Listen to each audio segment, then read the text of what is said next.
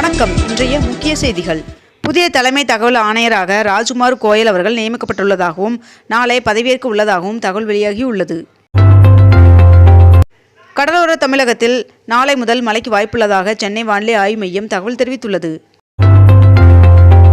பீகாரில் இளைஞர் நலன், வேலைவாய்ப்பு, திறன் மேம்பாடு, உயர்கல்வி மற்றும் விமான போக்குவரத்து ஆகிய 3 புதிய துறைகளை உருவாக்க அமைச்சரவை ஒப்புதல் வழங்கியது.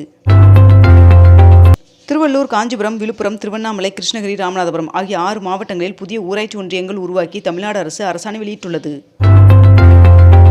தமிழகத்தில் தேர்தல் கூட்டணி தொடர்பாக காங்கிரஸ் கட்சியின் நிலைப்பாட்டை உறுதி செய்ய தமிழகம், புதுச்சேரியில் காங்கிரஸ் முக்கிய நிர்வாகிகளுடன் ராகுல் காந்தி அவர்கள் டெல்லியில் நாளை ஆலோசனை நடத்துகிறார் என்று தகவல் வெளியாகியுள்ளது. தமிழ்நாட்டில் விடுபட்ட தகுதியுள்ள பெண்களுக்கு மகளிர் உரிமைத் தொகை கண்டிப்பாக வழங்கப்படும் என்று முதலமைச்சர் மு.க. ஸ்டாலின் அவர்கள் உறுதியளித்துள்ளார். டெல்லியில் காற்றின் தரக்குறியீடு மோசமாக உள்ளதால் கிராப் 4 என்ற நிலையிலான கட்டுப்பாடுகள் அமல்படுத்தப்பட்டுள்ளது. அத்தியாவசியம் அல்லாத சரக்கு வாகனங்கள் நகருக்குள் நுழைய தடை விதிக்கப்பட்டுள்ளது. வந்தே பாரத் ரயில்களில் இனி உள்ளூர் உணவு வகைகள் வழங்கப்படும் என்றும் எதிர்காலத்தில் படிப்படியாக இது அனைத்து ரயில்களுக்கும் விரிவுபடுத்தப்படும் என்றும் ஒன்றிய ரயில்வே அமைச்சர் அஸ்வினி வைஷ்ணவ் அவர்கள் தெரிவித்துள்ளார். இடமாற்றம் செய்யப்பட்ட நீதிபதி நிஷா பானு அவர்கள் வருகின்ற 20ஆம் தேதிக்குள் கேரள உயர்நீதிமன்றத்தில் பதவியேற்க வேண்டும் என்று ஜனாதிபதி உத்தரவிட்டுள்ளார். சந்திரயான் 4 மற்றும் 5 திட்டங்களுக்கு ஒன்றிய அரசு ஒப்புதல் வழங்கியுள்ளது என்று இஸ்ரோ தலைவர் நாராயணன் அவர்கள் தெரிவித்துள்ளார். ரேஷன் கடைகளுக்கு 2026ஆம் ஆண்டில் 23 நாட்கள் விடுமுறை என்று அறிவிக்கப்பட்டுள்ளது. டெல்லியில் ஒன்றிய நிதியமைச்சர் நிர்மலா சீதாராமன் அவர்களுடன் பாஜக மாநில தலைவர் நயினார் நாகேந்திரன் அவர்கள் சந்தித்து பேசினார்.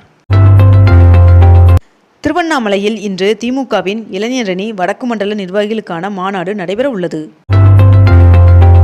தூத்துக்குடி மாவட்டத்தில் 2ஆம் கட்ட மகளிர் உரிமைத் தொகையானது 4042 பேருக்கு அமைச்சர்கள் கீதா ஜீவன் மற்றும் அனிதா ராதாகிருஷ்ணன் ஆகியோர் வழங்கினர்.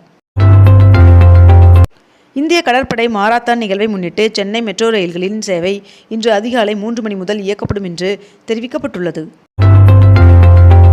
தமிழகத்தில் வாக்காளர் பட்டியல் திருத்தப் பணி படிவங்கள் சமர்ப்பிப்பதற்கான கால அவகாசம் இன்றுடன் நிறைவடைகிறது. இந்திய காப்பீட்டுத் துறையில் அந்நிய நேரடி முதலீட்டை 100% உயர்த்துவதற்கான மசோதாவிற்கு மத்திய அமைச்சரவை நேற்று ஒப்புதல் வழங்கியுள்ளது.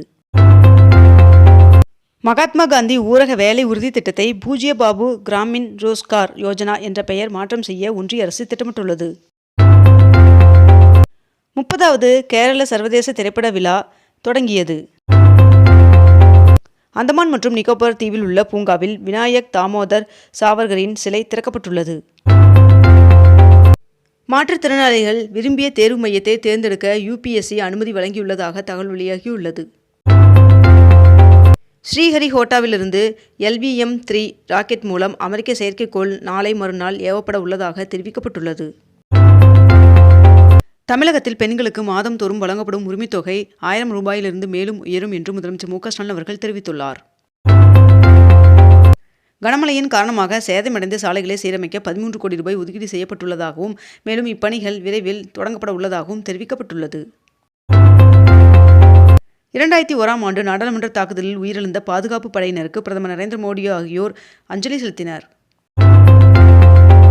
கொல்கத்தாவில் தனது 70 அடி சிலையை கால்பந்து ஜாம்பவான் மெஸ்ஸி அவர்கள் திறந்து வைத்தார். 22 கேரட் ஆபண தங்கத்தின் விலை சவரனுக்கு எந்த ஒரு மாற்றம் இல்லாமல் ஒரு சவரன் 98,960 ரூபாயாகவும் 1 கிராம் 12,370 ரூபாய்க்கும் விற்பனை செய்யப்பட்டு வருகிறது.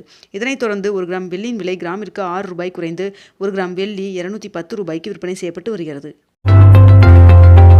மத்திய இடைநிலை கல்வி வாரியம் 2026ஆம் ஆண்டு முதல் 10 மற்றும் 12ஆம் வகுப்பு பொதுத் தேர்வுகளில் மாணவர்களின் மன அழுத்தத்தை குறைக்கும் வகையில் பல முக்கிய மாற்றங்களை செய்துள்ளதாக தகவல் வெளியாகியுள்ளது.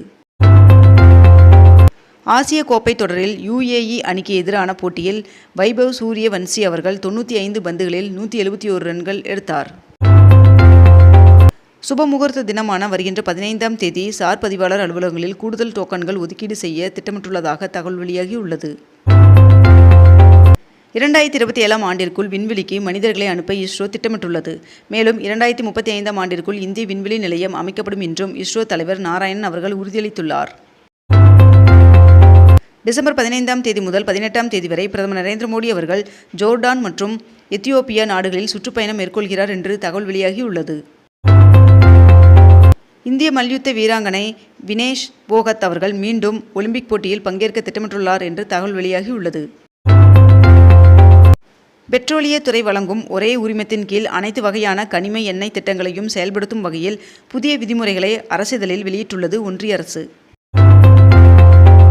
சபரிமலையில் மண்டல பூஜையை முன்னிட்டு வருகின்ற 26 மற்றும் 27 ஆகிய தேதிகளில் தரிசனத்திற்கான ஆன்லைன் முன்பதிவு முடிவடைந்தது. SIR பணிகளை கவனிக்க சிறப்பு மேற்பார்வையாளர்களை தேர்தல் ஆணையம் நியமித்துள்ளது. 2027ஆம் ஆண்டு மக்கள் தொகை கணக்கெடுப்பிற்கு 11,718 கோடி ரூபாய் ஒதுக்கீடு செய்து ஒன்றிய அமைச்சரவை ஒப்புதல் வழங்கியுள்ளது. சென்னை அடையாறிலிருந்து மாமல்லபுரம் வரை டபுள் டெக்கர் பேருந்துக்கான சோதனை ஓட்டம் நடைபெற்றது. டெல்லியில் காற்று மாசை தடுக்க விரிவான நடவடிக்கை எடுக்க வேண்டும் என்று மக்களவையில் ராகுல் காந்தி அவர்கள் வலியுறுத்தியுள்ளார். அமெரிக்காவை தொடர்ந்து இந்தியாவின் மீது மெக்சிகோவும் 50% வரி விதிக்கிறது என்று தகவல் வெளியாகியுள்ளது.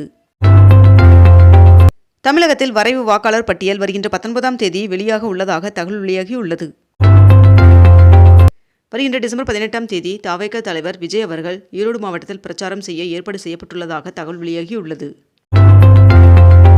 கோவை காந்திபுரம் பகுதியில் அமைக்கப்பட்டுள்ள செம்மொழி பூங்கா பொதுமக்களின் பார்வைக்காக இன்று முதல் திறக்கப்பட்டதாக தெரிவிக்கப்பட்டுள்ளது. உள்நாட்டு உற்பத்தியில் 31 லட்சம் கோடி ரூபாய் மதிப்பீட்டில் தமிழ்நாடு 2வது இடத்தில் உள்ளதாக தெரிவிக்கப்பட்டுள்ளது. இஸ்ரோவின் ஆதித்யா L1 விண்கலம் சக்தி வாய்ந்த சூரிய புயல்களை கண்டுபிடித்து தரவுகளை அனுப்பியுள்ளது. கலைஞர் மகளிர் உரிமை தொகை திட்டத்தின் 2ஆம் கட்ட விரிவாக்கத்தை முதலமைச்சர் மு.க.ஸ்டாலின் அவர்கள் தொடங்கி வைத்துள்ளார். பிரதமர் அவர்களின் அறிவிப்பின்படி 2035ஆம் ஆண்டிற்குள் இந்திய விண்வெளி நிலையம் அமைக்கப்படும் என்று தெரிவிக்கப்பட்டுள்ளது. இந்திய கடற்படை மாரத்தானை ஒட்டி வருகின்ற டிசம்பர் 14ஆம் தேதி அதிகாலை 3 மணி முதல் மெட்ரோ ரயில்கள் இயக்கப்படும் என்று அறிவிக்கப்பட்டுள்ளது.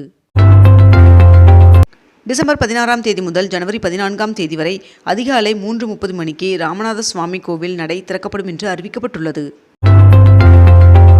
பள்ளிக்கரணை உள்ளிட்ட அனைத்து மாவட்டங்களில் உள்ள சதுப்பு நிலங்களை செயற்கைக்கோள் உதவியுடன் துல்லியமாக அளவிடும் பணிகள் முடிவடைந்து விட்டதாக தகவல் வெளியாகியுள்ளது. ஆதார் பெயர் மாற்றத்திற்கான ஆவணமாக இனி பான் கார்டை தர முடியாது என்று இந்திய தனித்துவ அடையாள ஆணையம் அறிவித்துள்ளது. கடல் பசுக்கள் அதிகம் காணப்படும் மன்னார் வளைகுடாவில் அதிக முக்கியத்துவம் கொடுக்கப்பட வேண்டும் என்று மக்களவையில் கனிமொழி MP அவர்கள் வலியுறுத்தியுள்ளார். அதிமுக பொதுச் செயலாளர் எடப்பாடி பழனிசாமி அவர்களுடன் பாஜக மாநில தலைவர் நயினார் நாகேந்திரன் அவர்கள் சந்தித்தார். இத்துடன் இன்றைய தலைப்புச் செய்திகள் நிறைவடைகின்றன. மேலும் இதுபோன்ற அண்மை தகவல்களை உடனுக்குடன் தெரிந்து கொள்ள அக்னிபூ சேனலை சப்ஸ்கிரைப் செய்து கொண்டு தொடர்ந்து இணைந்திருங்கள். நன்றி, வணக்கம்.